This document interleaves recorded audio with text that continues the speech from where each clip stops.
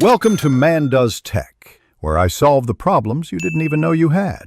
You start now by confirming 2 essentials, your 12-digit Aadhar and a valid photo ID. Once done, power on the phone that will receive OTPs, the new mobile you want linked. Then go directly to an Aadhar enrollment/update center. This step is required because online change needs the old mobile's OTP otherwise.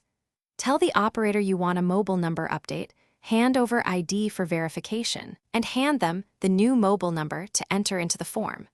Next, fill the Aadhar update form with the new mobile number and sign where required.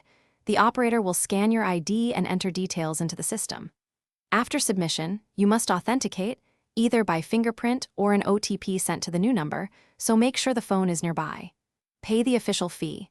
Obtain the printed acknowledgement slip that shows the update request number earn. This URN is how you track progress, so keep it safe. Finally, use the URN from your slip to track the update status. Allow 3-5 days for processing and make sure to check periodically. Once processed, your Aadhar reflects the new mobile and you'll get confirmation via SMS. If the status shows failed or you never received OTP, return to the same center with the acknowledgement slip and ID. This speeds resolution, or call the UID helpline. Make sure to retain all receipts until you confirm the update is complete.